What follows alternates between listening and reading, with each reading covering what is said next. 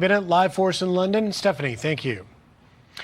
For more on this, let's bring in Foundation for Defense of Democracies, Executive Director Jonathan Schanzer and former Trump Special Envoy for Arms Control, Marshall Billingsley. Gentlemen, thank you for being here. Marshall, let's start with you.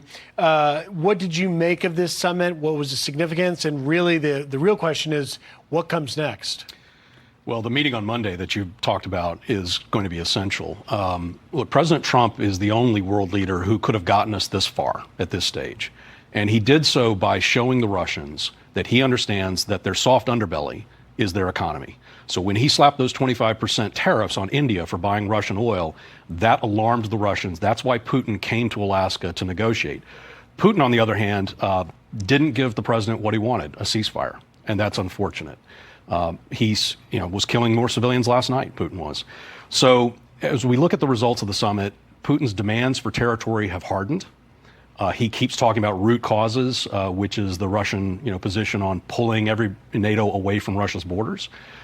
But the president did get one important thing, which is Putin acquiesced yesterday to the idea of a NATO-like Article 5 guarantee, security guarantee for Ukraine, if a deal can be done.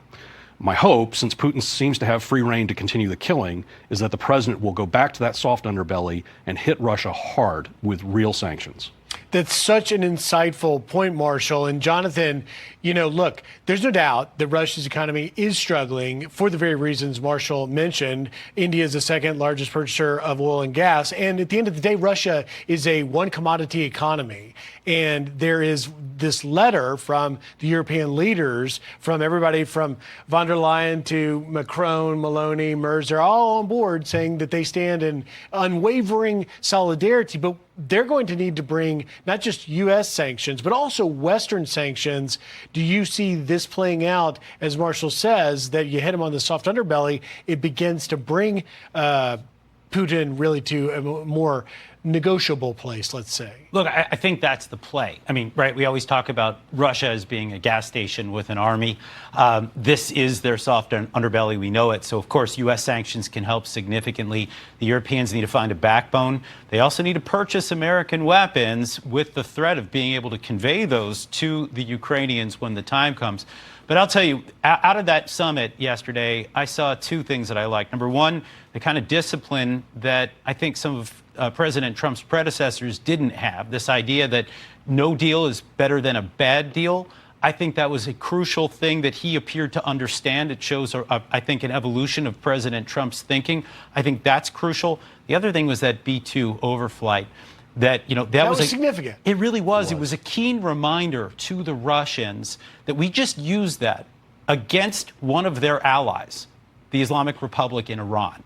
And we destroyed their nuclear program, and that we have the ability to wield that again should we need to. I think that was a crucial reminder as these two men just started walking down the red carpet.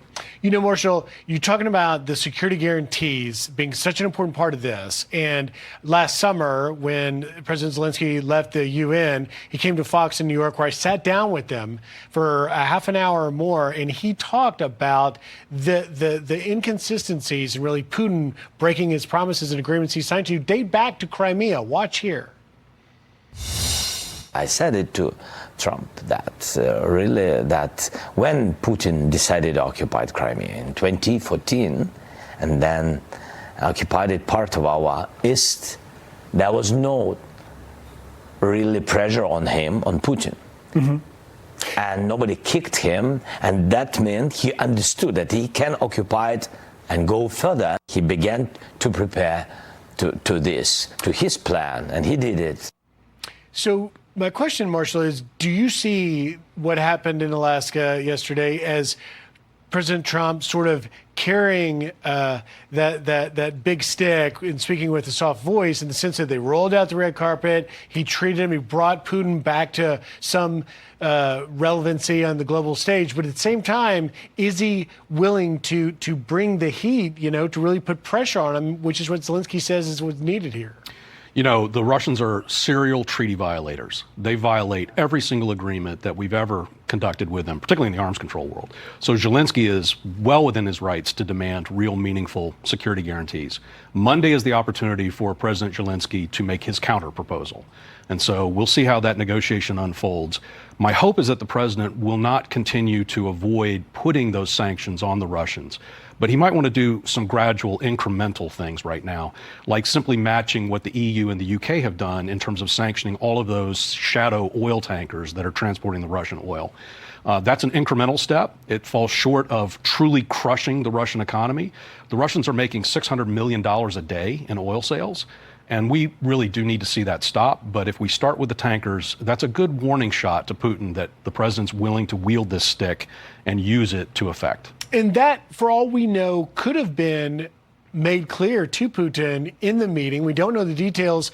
Jonathan, I want to play for you. President Trump obviously sat down with Hannity right after the meeting, and Hannity asked him, you know, are we ever going to know exactly what happened in this meeting? You said you were wanting a ceasefire. You came out with something that we really don't know what it is. Here's what he said. Listen here. You talked about a lot of things that you agreed on, and maybe one big issue you don't agree on. Are you prepared to go public with that? No, I'd rather not. I guess somebody's going to go public with it. They'll figure it out. But no, I don't want to do that. I want to see if we can get it done. You know, it's not a done deal at all. Mm-hmm. And Ukraine has to agree. Not a lot has leaked out. We're learning that there were some, you know, territorial withdrawals in Donetsk, in Luhansk area. But what do you make of that? Did the president do the right thing here to say no questions press conference? I'm not going to talk about this now. Look, I think he's making the smart play here. He could blow this thing up if he starts releasing information, if he breaks the trust with Putin. I think it is. It is not at all certain where we go from here. I think there is some disappointment on the part of the Ukrainians that they didn't get that ceasefire locked in, but he's not giving up on this entire process yet, and I think that's important. I think that there are, for me, the one thing that I'm going to look for right now is the meeting on Monday. I want to see the personnel in the Oval. I want to see who he brings in. That last meeting did not go well. He's gotten the trust of Putin, it looks like, more or less. I want to see if he's able to gain the trust of Zelenskyy. I think that determines the path forward. That's very insightful. We will be watching for that. Jonathan Schanzer, Marshall Billingsley, thank you for your insight. Thanks, Griff. All right. Coming up, the Trump administration is keeping D.C.'s chief of police in charge after reaching a settlement.